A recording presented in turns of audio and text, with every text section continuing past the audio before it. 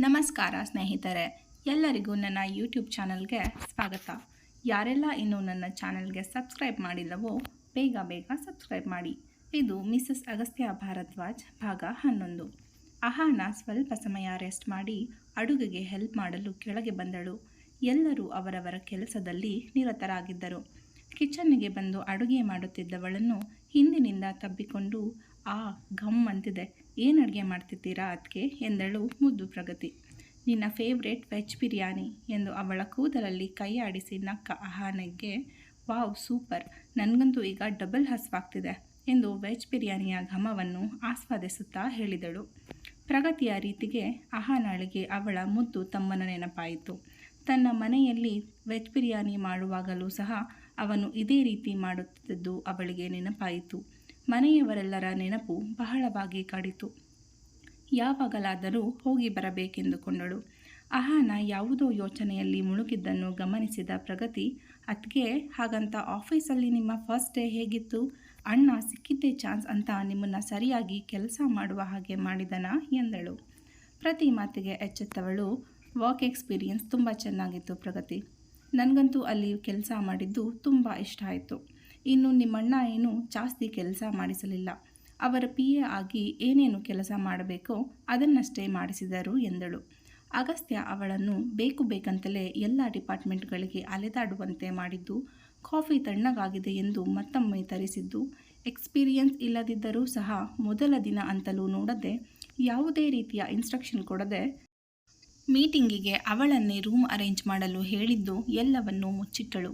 ನಿಜವಾಗಿಯೂ ಎಂದು ಆಶ್ಚರ್ಯದಲ್ಲಿಯೇ ಕೇಳಿದವಳಿಗೆ, ನಿಜವಾಗ್ಲೂ ಎಂದು ಅವಳ ರೀತಿಯೇ ಉತ್ತರಿಸಿದ್ದಳು.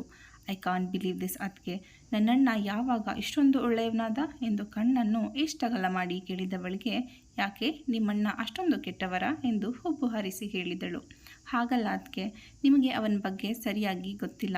ಏನೋ ಫಸ್ಟ್ ಡೇ ಅಂತ ನಿಮಗೆ ಕಡಿಮೆ ಕೆಲಸ ಕೊಟ್ಟಿದ್ದಾನೆ ಅನಿಸುತ್ತೆ. ನಾಳೆಯಿಂದ ನೋಡ್ತೀರಿ ನಿಮ್ಮನ್ನು ಹೇಗೆ ರುಬ್ತಾನೆ ಅಂತ. ಅವನೊಬ್ಬ ದೊಡ್ಡ ವರ್ಕೋಹಾಲಿಕ್. ಅವನು ಹೇಗೆ ಕೆಲಸ ಮಾಡ್ತಾನೋ ಅವನ ಎಂಪ್ಲಾಯಿಗಳು ಕೂಡ ಹಾಗೇ ಕೆಲಸ ಮಾಡಬೇಕು. ಇಲ್ಲ ಅಂದರೆ ಮುಲಾಜಿಲ್ಲದೆ ಅವರನ್ನು ಕೆಲಸದಿಂದ ಫೈರ್ ಮಾಡ್ತಾನೆ ಅಷ್ಟೇ ಎಂದು ಏನೋ ದೊಡ್ಡ ಸೀಕ್ರೆಟ್ ಹೇಳುವಂತೆ ಬಿಲ್ಡಪ್ ಕೊಟ್ಟಳು.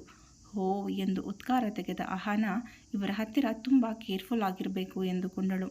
ಹಾಗೆಯೇ ಇಬ್ಬರು ಮಾತನಾಡುತ್ತಾ ಅಡುಗೆ ಮಾಡಿ ಮುಗಿಸಿದರು. ಅದೇ ಸಮಯಕ್ಕೆ ಅಗಸ್ತ್ಯನೂ ಸಹ ಬಂದ. ಒಳಗೆ ಬಂದವನಿಗೆ ವೆಜ್ ಬಿರಿಯಾನಿಯ ಘಮ ಮೂಗಿಗೆ ಬಡಿಯಿತು. ಕಿಚನಿನಲ್ಲಿ ನೋಡಿದರೆ ಅಹಾನ ಮತ್ತು ಪ್ರಗತಿ ಇಬ್ಬರು ಏನೋ ಮಾತನಾಡುತ್ತಿದ್ದರು.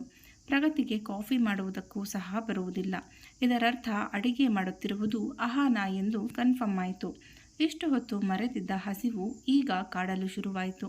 ಮಧ್ಯಾಹ್ನ ಏನೋ ಅರ್ಜೆಂಟ್ ಕೆಲಸ ಬಂತೆಂದು ಅವನಿಗೆ ಸರಿಯಾಗಿ ಊಟ ಮಾಡಲು ಸಹ ಸಮಯ ಸಿಕ್ಕಿರಲಿಲ್ಲ. ಒಮ್ಮೆ ಕಿಚನ್ ಕಡೆ, ಇನ್ನೊಮ್ಮೆ ಸೋಫಾ ಮೇಲೆ ಕುಳಿತಿದ್ದ ರೇಖಾರ ಕಡೆ ನೋಡಿದವನು, ಮಾಮ್ ತುಂಬ ಹಸಿವಾಗಿದೆ, ಬೇಗ ಟೇಬಲ್ ಸೆಟ್ ಮಾಡಿ, 5 ನಿಮಿಷದಲ್ಲಿ ಫ್ರೆಶ್ ಅಪ್ ಆಗಿ ಬರ್ತೀನಿ ಎಂದು ಹೇಳಿದ್ದು ರೇಖಾರಿಗಾದರೂ ದೃಷ್ಟಿ ಇದ್ದದ್ದು ಮಾತ್ರ ಅಹಾನ ಮೇಲೆ.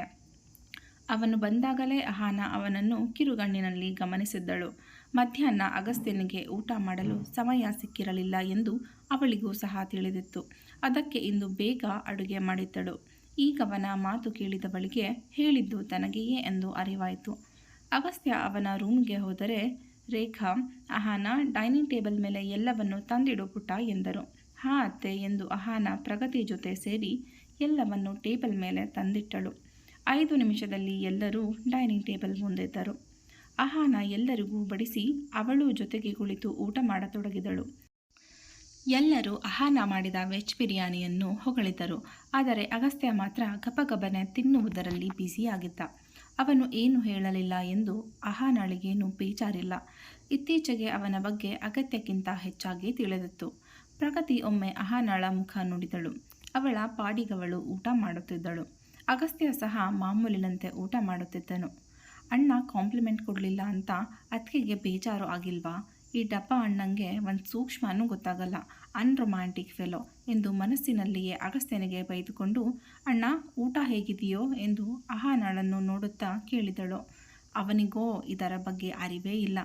ಹೀಗೆಲ್ಲ ಇರುತ್ತದೆ ಎಂದು ಪುಣ್ಯಾತ್ಮನಿಗೆ ತಿಳಿದಿದ್ದಾರೆ ತಾನೆ. ಚೆನ್ನಾಗಿದೆ ಎಂದವನು ತಿನ್ನುವುದನ್ನು ಮುಂದುವರೆಸಿದನು. ಪ್ರಗತಿ ತಲೆ ಚಚ್ಚಿಕೊಂಡು ಅಹಾನ ಕಡೆ ನೋಡಿದಳು. ಅವಳ ಮುಖದಲ್ಲಿ ಯಾವುದೇ ರೀತಿಯ ಬೇಸರ ಕಾಣಲಿಲ್ಲ. ಇಬ್ಬರೂ ಸರಿಯಾಗಿದ್ದಾರೆ ಎಂದುಕೊಂಡು ತೆಪ್ಪಗೆ ಊಟ ಮುಂದುವರೆಸಿದಳು. ಅರ್ಧ ಗಂಟೆಯಲ್ಲಿ ಎಲ್ಲರೂ ಊಟ ಮುಗಿಸಿ ಅವರವರ ರೂಮಿಗೆ ಹೊರಟು ಹೋದರು. ಅಹಾನ ಡೈನಿಂಗ್ ಟೇಬಲ್ ಕ್ಲೀನ್ ಮಾಡಲು ಹೆಲ್ಪ್ ಮಾಡಿ ಎಂದಿನಂತೆ ಅಗಸ್ತ್ಯನಿಗಾಗಿ ಹಾಲು ಕಾಯಿಸಿ ರೂಮಿಗೆ ತೆಗೆದುಕೊಂಡು ಹೋದಳು. ಅಹಾನ ಹಾಲು ತೆಗೆದುಕೊಂಡು ಎಂದಿನಂತೆಯೇ ರೂಮಿಗೆ ಬಂದವಳು ಹಾಲಿನ ಲೋಟವನ್ನು ಅಗಸ್ತ್ಯನಿಗೆ ಕೊಟ್ಟಳು. ನಂತರ ಬಾತ್ರೂಮ್ ಹೊಕ್ಕು ಮುಖ ತೊಳೆದು ಹಲ್ಲು ಉಜ್ಜಿ ನೈಟ್ ಡ್ರೆಸ್ ತೊಟ್ಟು ಬಂದಳು. ಅವಳ ತಲೆಯಲ್ಲಿ ರೇಖಾರ ಮಾತುಗಳೇ ತುಂಬಿಕೊಂಡಿದ್ದವು. ಏನು ಮಾಡಬೇಕೆಂದು ತಿಳಿಯದೆ ಪೂರ್ತಿಯಾಗಿ ಕಂಗಾಲಾಗಿದ್ದಳು. ಅಗಸ್ತ್ಯನ ಜೊತೆ ಇದರ ಬಗ್ಗೆ ಹೇಗೆ ಮಾತನಾಡಬೇಕೆಂದು ತಿಳಿಯದೆ ಫುಲ್ ಕನ್ಫ್ಯೂಸ್ಡ್ ಆಗಿದ್ದಳು. ನಾನು ಅಗಸ್ತ್ಯನನ್ನು ನನ್ನ ಗಂಡನಾಗಿ ಒಪ್ಪಿಕೊಂಡಿದ್ದೇನಾ? ಅಗಸ್ತ್ಯನ ಜೊತೆ ಜೀವನ ಹಂಚಿಕೊಳ್ಳಲು ನಾನು ತಯಾರಾಗಿದ್ದೇನಾ ಎಂದು ತನ್ನನ್ನು ತಾನೇ ಪ್ರಶ್ನಿಸಿಕೊಂಡವಳಿಗೆ ಯಾವುದೇ ರೀತಿಯ ನಿರ್ಧಾರಕ್ಕೆ ಬರಲಾಗದೆ ಅವಳ ಮುದ್ದು ಮನಸ್ಸು ವಿಲವಿಲನೆ ಒದ್ದಾಡಿತ್ತು. ಆಗಲಿಂದಲೂ ಅನ್ಯಮನಸ್ಕಳಾಗಿ ವರ್ತಿಸುತ್ತಿದ್ದ ಅಹಾನಾಳನ್ನೇ ಗಮನಿಸುತ್ತಿದ್ದವನಿಗೆ ಆಗಿನಿಂದ ಇವಳು ಯಾಕೆ ಈ ರೀತಿ ಬಿಹೇವ್ ಮಾಡ್ತಿದ್ದಾಳೆ, ಆಫೀಸಲ್ಲಿ ಏನಾದರೂ ಪ್ರಾಬ್ಲಮ್ ಆಯಿತಾ ಎಂದುಕೊಂಡವನು ಅಹಾನ ಎಂದು ಮೊದಲ ಬಾರಿಗೆ ಅವಳ ಹೆಸರನ್ನು ಕೂಗಿ ಕರೆದಿದ್ದನು. ಹಾಂ ಎಂದು ಆಶ್ಚರ್ಯದಲ್ಲಿಯೇ ಅವನ ಕಡೆ ನೋಡಿದಳು. ಸ್ವೆಟ್ ಪ್ಯಾಂಟ್ ಮತ್ತು ಫುಲ್ ಸ್ಲೀವ್ ಕಪ್ಪು ಟೀ ಶರ್ಟ್ ಧರಿಸಿದ್ದವನ ಅಂದಕ್ಕೆ ಹುಡುಗಿಯರು ಸಹ ನಾಚಬೇಕು. ಅವನ ಆ ನೀಲಿ ಕಂಗಳು, ಕುರುಚಲುಗಡ್ಡ, ಕಿವಿಗೆ ಧರಿಸಿದ್ದ ಡೈಮಂಡ್ ಸ್ಟಡ್ ಎಲ್ಲವೂ ಅವನ ರೂಪವನ್ನು ಇನ್ನಷ್ಟು ಹೆಚ್ಚಿಸುತ್ತಿದ್ದವು. ಹುಡುಗರು ಕೂಡ ಇಷ್ಟು ಸುಂದರವಾಗಿರಲು ಸಾಧ್ಯವಾ ಎಂಬ ಪ್ರಶ್ನೆ ಅವಳನ್ನು ಕಾಡದೇ ಇರಲಿಲ್ಲ. What's wrong? ಆಗಿನಿಂದಲೂ ನೋಡ್ತಿದ್ದೀನಿ, ಎಲ್ಲೋ ಕಳೆದು ಹೋದವಳ ರೀತಿ ಬಿಹೇವ್ ಮಾಡ್ತಿದ್ದೀಯಾ? ಈಸ್ ಎವ್ರಿಥಿಂಗ್ ಓಕೆ ಎಂದು ಕೇಳಿದನು. ಅವನ ಧ್ವನಿಯಲ್ಲಿ ಅವಳಿಗೆ ಏನಾದರೂ ತೊಂದರೆ ಉಂಟಾಗಿದೆಯಾ ಎಂಬ ಕಾಳಜಿ ತುಂಬಿತ್ತು. ಅಗಸ್ತ್ಯ ಗಮನಿಸುವಷ್ಟು ನಾನು ಅಬ್ನಾರ್ಮಲ್ ಆಗಿ ಬಿಹೇವ್ ಮಾಡ್ತಿದ್ದೀನಾ ಎಂದುಕೊಂಡವಳಿಗೆ ತನ್ನತ್ತೆ ಹೇಳಿದ ಮಾತುಗಳನ್ನು ಇವನ ಜೊತೆ ಮಾತನಾಡಿ ಬಿಡಲೇ ಅನಿಸಿತು. ಆದರೆ ಅವಳ ನಾಲಗೆ ಹೊರಳಲಿಲ್ಲ. ಎವ್ರಿಥಿಂಗ್ ಈಸ್ ಫೈನ್ ಎಂದವಳಿಗೆ ಅದು ಬಿಟ್ಟು ಬೇರೆ ಏನು ಹೇಳಬೇಕೆಂದು ತಿಳಿಯಲಿಲ್ಲ. ಚುಟುಕಾಗಿ ಉತ್ತರಿಸಿ ಸುಮ್ಮನಾದವಳನ್ನು ನೋಡಿ ಮುಂದಕ್ಕೆ ಕೇಳಲು ಅವನಿಗೂ ನಾಲಗೆ ಹೊರಳಲಿಲ್ಲ. ಆದರೆ ಅವಳ ಮುಖವನ್ನು ಗಮನಿಸಿದವನಿಗೆ ಮಾತ್ರ ಅವಳ ತಲೆಯಲ್ಲಿ ಯಾವುದೋ ವಿಷಯದ ಬಗ್ಗೆ ತುಂಬ ಯೋಚಿಸುತ್ತಿದ್ದಾಳೆ ಅನಿಸಿತು. ಓಕೆ, ಏನಾದರೂ ಇದ್ದರೆ ನನ್ನ ಹತ್ತಿರ ಹೆಸಿಟೇಟ್ ಮಾಡದೆ ಹೇಳು, I will try to help you ಎಂದು ಲ್ಯಾಪ್ಟಾಪ್ ಹಿಡಿದು ಆಫೀಸ್ ರೂಮಿಗೆ ಹೋಗಲು ಎದ್ದು ಬಾಗಿಲಿನವರೆಗೂ ಹೋದವನನ್ನು ಅಗಸ್ತ್ಯ ಎಂಬ ಅಹಾನಳ ಕೂಗು ಮೊದಲ ಬಾರಿಗೆ ತಡೆದು ನಿಲ್ಲಿಸಿತು. ಏನಾದರೂ ಹೇಳಬೇಕಿತ್ತಾ ಎಂದು ನಿಂತಲಿಂದಲೇ ತಿರುಗಿ ತನ್ನ ಬಲ ಹುಬ್ಬನ್ನು ಹಾರಿಸಿ ಕೇಳಿದವನ ರೀತಿಗೆ ಅಹಾನ ಫಿದಾ ಆದಳು. 5 ನಿಮಿಷ ಫ್ರೀ ಇದ್ದೀರಾ? ನಿಮ್ಮ ಬಳಿ ಸ್ವಲ್ಪ ಮಾತನಾಡಬೇಕಿತ್ತು ಎಂದು ತಡೆದು ಹೇಳಿದವಳ ರೀತಿಗೆ ಅವನಿಗೆ ನಗು ಬಂದಿತ್ತು. ನೋ, ನಾನು 5 ನಿಮಿಷ ಫ್ರೀ ಇಲ್ಲ ಎಂದು ಸೀರಿಯಸ್ ಆಗಿ ನುಡಿದವನು ಅವಳ ಬಾಡಿದ ಮುಖ ನೋಡಿ 5 ನಿಮಿಷಕ್ಕಿಂತ ಹೆಚ್ಚು ಫ್ರೀ ಇದ್ದೀನಿ ಎಂದನು. ಅವಳ ಮುಖದ ಮೇಲೆ ಮುದ್ದಾದ ನಗು ಮೂಡಿತು. ಹುಡುಗ ಅವಳ ಬೆಕ್ಕಿನ ಕಣ್ಣುಗಳಲ್ಲಿ ಕಳೆದು ಹೋದ. ಈಗ ತಾನೇ ಮುಖ ತೊಳೆದುಕೊಂಡು ಬಂದವಳ ಮುಖದ ಮೇಲೆ ಅಂಟಿಕೊಂಡಿರುವ ಪುಡಿ ಕೂದಲನ್ನು ಸರಿಸುವಾಸೆಯಾಯಿತು ಅವನಿಗೆ. ಅದನ್ನು ತಲೆಯಿಂದ ತೆಗೆದುಹಾಕಿ ಹತ್ತಿರ ಬಂದವನು ಬೆಡ್ಡಿನ ಮೇಲೆ ಕುಳಿತರೆ ಅವಳು ಅವನೆದುರಿದ್ದ ಸೋಫಾವನ್ನು ಅಲಂಕರಿಸಿದಳು. ಇವರ ಜೊತೆ ಹೇಗೆ ಮಾತು ಶುರು ಮಾಡುವುದು ಎಂದು ಅಸಹನೆಯಿಂದ ಕಾಲನ್ನು ನೆಲಕ್ಕೆ ಕೊಟ್ಟುತ್ತಾ ಕೈ ಬೆರಳುಗಳನ್ನು ತನ್ನ ಕಾಲಿನ ಮೇಲೆ ಆಡಿಸುತ್ತಾ ಕುಳಿತವಳ ರೀತಿ ಅವನಿಗೆ ನಿಜಕ್ಕೂ ಸೋ ಕ್ಯೂಟ್ ಎನಿಸಿತು. ಆದರೆ ಹೇಳಲಿಲ್ಲವಷ್ಟೇ. ಹೇಳಲು ಅವನ ಈಗೋ ಬಿಡಬೇಕಲ್ಲ. ಅಹಾನ ಎಂದು ಅಗಸ್ತ್ಯ ಮೆಲುದನಿಯಲ್ಲಿ ಕರೆದಾಗ ಹಾಂ ಎಂದು ಪ್ರಶ್ನಾರ್ಥಕವಾಗಿ ತಲೆ ಎತ್ತಿ ಅವನನ್ನೇ ನೋಡಿದಳು. You wanted to tell me something right ಎಂದಾಗ ಹೌದು ಎನ್ನುವಂತೆ ಕತ್ತು ಕುಣಿಸಿದಳು. ಅಹಾನಾಗೆ ಹೇಳಲು ಬಹಳವೇ ಅಂಜಿಕೊಳ್ಳುತ್ತಿರುವುದು ನೋಡಿ ಆಫೀಸ್ನಲ್ಲಿ ಏನಾದರೂ ಪ್ರಾಬ್ಲಮ್ ಆಯಿತಾ ಕೇಳಬಾರದೆಂದರೂ ಮನಸ್ಸು ತಡೆಯದೆ ಕೇಳಿಯೇ ಬಿಟ್ಟನು. ನೋ ಇಟ್ಸ್ ಪರ್ಸ್ನಲ್ ಎಂದಳು. ಅಹಾನ ಹೇಳಿದ ರೀತಿಗೆ ಏನೋ ಸೀರಿಯಸ್ ಆದ ವಿಷಯವೇ ಇರಬಹುದು ಎಂದುಕೊಂಡವನು tell me, I am listening ಎಂದನು. ಎಂದಿನಂತೆ ಅವನ ಮಾತಿನಲ್ಲಿ ವ್ಯಂಗ್ಯವಿಲ್ಲದನ್ನು ಗಮನಿಸಿದವಳಿಗೆ ಈಗ ವಿಷಯವನ್ನು ಹೇಳಲು ಸ್ವಲ್ಪ ಧೈರ್ಯ ಬಂದಿತ್ತು. ದೀರ್ಘವಾಗಿ ಉಸಿರು ತೆಗೆದುಕೊಂಡು ಬಿಟ್ಟವಳು, ಅದು ನಾವಿಬ್ಬರು ಒಂದೇ ರೂಮಿನಲ್ಲಿ ಇದ್ದರೂ ಸಹ ಇಷ್ಟು ದಿನಗಳು ಅಪರಿಚಿತರಂತೆ ಬಿಹೇವ್ ಮಾಡಿದ್ದೇವೆ. ಅದರ ಬಗ್ಗೆ ಇಷ್ಟು ದಿನಗಳವರೆಗೆ ನನಗೆ ಏನೂ ಅನ್ನಿಸಿರಲಿಲ್ಲ. ಆದರೆ ಆಫೀಸಿನಲ್ಲಿ ಕೆಲಸ ಮಾಡುವಾಗ ನನಗೆ ನಿಮ್ಮ ಜೊತೆ ನಾರ್ಮಲ್ ಆಗಿ ಇರಲು ಸಾಧ್ಯವಾಗುತ್ತಿಲ್ಲ. ನಮ್ಮಿಬ್ಬರಿಗೂ ಪರಿಚಯವೇ ಇಲ್ಲ ಎನ್ನುವ ರೀತಿ ಬಿಹೇವ್ ಮಾಡಲು ನನಗೆ ತುಂಬ ಕಷ್ಟವಾಗ್ತಿದೆ. I felt uncomfortable. It's really awkward ಎಂದು ಅವನ ಮುಖವನ್ನೇ ನೋಡಿದಳು. ಅವಳು ಹೇಳುವುದನ್ನೇ ಗಮನವಿಟ್ಟು ಕೇಳುತ್ತಿದ್ದ ಅಗಸ್ತ್ಯ, ಸರಿ ಕಂಟಿನ್ಯೂ ಮಾಡು ಎನ್ನುವಂತೆ ಸನ್ನೆ ಮಾಡಿದ. ಇದರರ್ಥ ಆಫೀಸಲ್ಲಿ ನಾನು ನಿಮ್ಮ ಹೆಂಡತಿ ಎಂದು ಎಲ್ಲರಿಗೂ ಹೇಳಬೇಕು ಅಂತ ಏನಿಲ್ಲ. ನಮ್ಮಿಬ್ಬರ ನಡುವಿನ ಈ ಅನ್ಕಂಫರ್ಟಬಲ್ ಫೀಲಿಂಗ್ನ ಕಡಿಮೆ ಮಾಡಿದರೆ ನನಗೆ ನಿಜಕ್ಕೂ ಸ್ವಲ್ಪ ರಿಲೀಫ್ ಅನಿಸುತ್ತೆ. ನಿಮಗೆ ಬೇಜಾರಾಗಿದ್ದರೆ ಸಾರಿ ಅಗಸ್ತ್ಯ, ಉದ್ದೇಶಪೂರ್ವಕವಾಗಿ ನಾನು ಹೀಗೆ ಹೇಳಲಿಲ್ಲ. ನನಗೆ ಅನಿಸಿದ್ದನ್ನು ನಾನು ಹೇಳಿದೆ ಅಷ್ಟೇ ಎಂದಳು.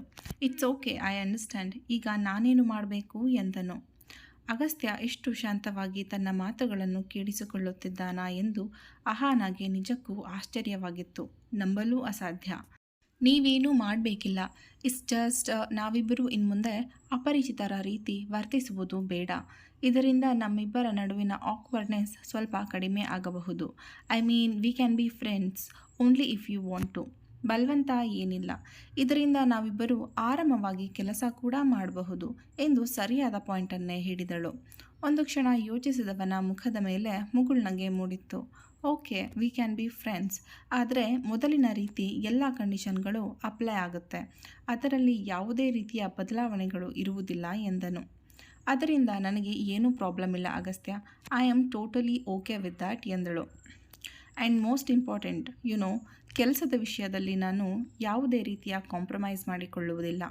ಆ ಕಾರಣದಿಂದಾಗಿ ನೀನೇನಾದರೂ ಅಡ್ವಾಂಟೇಜ್ ತೆಗೆದುಕೊಳ್ಳಲು ಪ್ರಯತ್ನ ಪಟ್ಟರೆ ನಿನ್ನನ್ನು ಕೆಲಸದಿಂದ ಫೈರ್ ಮಾಡಲು ನನಗೆ ಒಂದು ಕ್ಷಣ ಸಾಕು ಅಷ್ಟೇ ಎಂದನು. ಅದರ ಬಗ್ಗೆ ನೀವೇನು ಚಿಂತೆ ಮಾಡಬೇಡಿ. ಇದರಿಂದ ನನ್ನ ಕೆಲಸದಲ್ಲಿ ಯಾವುದೇ ರೀತಿಯ ವ್ಯತ್ಯಾಸವಾಗುವುದಿಲ್ಲ ಎಂದಳು. ಅವಳ ಮಾತುಗಳಿಂದ ಅವನಿಗೆ ಸಮಾಧಾನವಾಯಿತು. ಹಾಸಿಗೆಯ ಮೇಲಿಂದ ಎದ್ದವನು, ಸೋ ಫ್ರೆಂಡ್ಸ್ ಎಂದು ಅವಳ ಮುಂದೆ ಕೈ ಚಾಚಿದನು. ಯಸ್ ಎಂದು ಖುಷಿಯಲ್ಲಿ ಅವನ ಕೈ ಕುಲುಕಿದಳು ಅಹಾನ. ಅವಳ ನಗು ಅವನ ಮನದಲ್ಲಿ ಅಚ್ಚಾಯಿತು. ಮುಖದಲ್ಲಿ ಅಂಟಿದ್ದ ಕೂದಲನ್ನು ಅವಳ ಕಿವಿಯ ಹಿಂದೆ ಮೆಲುವಾಗಿ ಸರಿಸಿ ಗುಡ್ ನೈಟ್ ಫ್ರೆಂಡ್ ಎಂದು ಸುರಿ ಲ್ಯಾಪ್ಟಾಪ್ ಹಿಡಿದು ಆಫೀಸ್ ರೂಮಿಗೆ ಹೊರಟು ಹೋದನು. ಅವನು ಈಗ ತಾನೇ ಮಾಡಿ ಹೋದ ತುಂಟಾಟದಿಂದ ಅವಳ ಮುಖ ಸ್ವಲ್ಪವೇ ಕೆಂಪಾಯಿತು. ತಲೆ ಆಡಿಸಿ ನಕ್ಕವಳು ನೈಟ್ ರೂಟೀನ್ ಮುಗಿಸಿ ಮಲಗಿಕೊಂಡಳು. ಅಗಸ್ತ್ಯ ತನ್ನ ಕೆಲಸ ಮುಗಿಸಿ ಎಂದಿನಂತೆ ಮಧ್ಯರಾತ್ರಿ ರೂಮಿಗೆ ಬಂದಿದ್ದ. ಎಂದಿನಂತೆ ಅವನ ಕಣ್ಣುಗಳು ಹುಡುಕಿದ್ದು ಅಹಾನಾಳನ್ನು. ಯಾವುದೇ ಗೊಡವೆ ಇಲ್ಲದೆ ನೆಮ್ಮದಿಯಾಗಿ ಮಲಗಿರುವವಳ ಮುಖ ನೋಡಿದರೆ ಈಗೀಗ ಅವನ ಮನಸ್ಸಿಗೆ ಏನೋ ಒಂದು ರೀತಿಯ ನೆಮ್ಮದಿ ಸಿಗುತ್ತದೆ. ಅವಳ ಮುಂದೆ ಬಂದು ಕುಳಿತವನು ಇಂದು ತಾನು ಅವಳಿಗೆ ಕೊಟ್ಟ ಕೆಲಸವನ್ನೆಲ್ಲ ನೆನಪಿಸಿಕೊಂಡು ತನ್ನಲ್ಲೇ ನಕ್ಕನು. ಕಾಫಿ ತಣ್ಣಗಾಗಿದೆ ಎಂದು ಮತ್ತೊಮ್ಮೆ ಕಾಫಿ ತರಲು ಹೇಳಿದಾಗ ಅವಳ ಮುಖದ ಮೇಲೆ ಮೂಡಿದ್ದ ಸಣ್ಣ ಕೋಪ ಈಗಲೂ ಅವನ ಕಣ್ಣು ಮುಂದೆ ಅಚ್ಚಳಿಯದೆ ಉಳಿದಿದೆ. ಮೀಟಿಂಗ್ ರೂಮಿನಲ್ಲಿ ಕುಳಿತಿದ್ದ ಎಲ್ಲರ ಕಣ್ಣುಗಳು ಅವಳನ್ನೇ ದಿಟ್ಟಿಸುವಾಗ ಅವನಿಗೆ ಬಂದ ಕೋಪ ಈಗಲೂ ನೆನಪಿದೆ. ನನಗೆ ಯಾಕೆ ಹೀಗನಿಸುತ್ತಿದೆ? ಅಹಾನಾಳನ್ನು ಯಾರಾದರೂ ನೋಡಿದರೆ ನನಗೆ ಯಾಕೆ ಕೋಪ ಬರುತ್ತೆ? ಈ ರಿಷಬ್ ಅಹಾನ ಜೊತೆ ನಗುತ್ತಾ ಮಾತನಾಡುವಾಗ ನನ್ನೊಳಗೆ ಮೂಡುವ ಈ ಭಾವನೆಯ ಹೆಸರೇನು? ಅವನು ಅಹಾನ ಜೊತೆ ಮಾತನಾಡಿದ ಎನ್ನುವ ಒಂದೇ ಕಾರಣಕ್ಕೆ ನಾನವನನ್ನು ಬೇರೆ ಡಿಪಾರ್ಟ್ಮೆಂಟ್ಗೆ ಟ್ರಾನ್ಸ್ಫರ್ ಮಾಡಿಸ್ಬೇಕಿತ್ತಾ? ಇಂದು ಅವಳು ನಾವಿಬ್ಬರೂ ಇನ್ಮುಂದೆ ಫ್ರೆಂಡ್ಸ್ ಆಗಿ ಇರೋಣ ಎಂದಾಗ ನನಗೆ ಯಾಕೆ ಅಷ್ಟೊಂದು ಖುಷಿಯಾಯಿತು? ನಾನು ಕೂಡ ಇದನ್ನೇ ಬಯಸುತ್ತಿದ್ದೆನಾ? ಅಥವಾ ಅವಳು ನನ್ನ ಜೊತೆ ಮಾತನಾಡಬೇಕು ಎಂದು ನನ್ನ ಮನಸ್ಸು ಬಯಸುತ್ತಿತ್ತ? ಅವಳ ಶಾಂತ ಮುಖ ನನ್ನನ್ಯಾಕೆ ಇಷ್ಟೊಂದು ಕಾಡುತ್ತದೆ? ಅವಳ ಕಣ್ಣುಗಳನ್ನು ನೋಡಿದರೆ ಅವಳು ಯಾವುದೋ ನೋವಿನಲ್ಲಿರುವಂತೆ ನನಗೇಕೆ ಅನಿಸುತ್ತದೆ? ಇದೆಲ್ಲವೂ ಕೇವಲ ನನಗೊಬ್ಬನಿಗೆ ಮಾತ್ರ ಅನಿಸುವುದಾ? ಇಲ್ಲ ಅಹಾನಾಗೂ ಕೂಡ ಇದೇ ರೀತಿ ಫೀಲ್ ಆಗುತ್ತದಾ? ಮನಸ್ಸಿನ ತುಂಬ ಇವೇ ಪ್ರಶ್ನೆಗಳು. ನಿಟ್ಟಿಸಿರು ಬಿಟ್ಟವನು ಚಂದಿರನ ಬೆಳಕಿನಲ್ಲಿ ಹೊಳೆಯುತ್ತಿರುವ ಮೂಗುತಿಗೆ ಧೈರ್ಯ ಮಾಡಿ ಮುತ್ತಿಟ್ಟು ಬಿಟ್ಟ. ಅಹಾನ ಸ್ವಲ್ಪ ಅಲುಗಾಡಿದಾಗ ತಾನೇನು ಮಾಡಿದೆ ಎಂದು ನಕ್ಕು ತಲೆ ಆಡಿಸಿದವನು ಬೆಡ್ಶೀಟನ್ನು ಅವಳ ಕುತ್ತಿಗೆಯ ತುಂಬ ಹೊದಿಸಿ ಹಾಸಿಗೆಯ ಮೇಲೆ ಬಂದು ಅವಳನ್ನೇ ನೋಡುತ್ತಾ ಕಣ್ಣು ಮುಚ್ಚಿದನು. ನಿದ್ದೆ ಅವನನ್ನು ಅದ್ಯಾವಾಗ ಆವರಿಸಿತೋ ತಿಳಿಯಲಿಲ್ಲ. ಸಂಚಿಕೆ ಮುಂದುವರಿಯುವುದು. ಇಂದಿನ ವಿಡಿಯೋ ನಿಮಗೆಲ್ಲರಿಗೂ ಇಷ್ಟವಾಗಿದ್ದಲ್ಲಿ ವಿಡಿಯೋವನ್ನು ತಪ್ಪದೆ ಲೈಕ್ ಮಾಡಿ, ಶೇರ್ ಮಾಡಿ ಹಾಗೂ ಕಾಮೆಂಟ್ ಮೂಲಕ ಕತೆ ಹೇಗೆ ಮೂಡಿ ಬರುತ್ತಿದೆ ಎಂದು ಅಭಿಪ್ರಾಯ ಹಂಚಿಕೊಳ್ಳುವುದನ್ನು ಮರೆಯದಿರಿ. ಮುಂದಿನ ಸಂಚಿಕೆಯಲ್ಲಿ ಸಿಗೋಣ. ಅಲ್ಲಿಯವರೆಗೂ ಟೇಕ್ ಕೇರ್.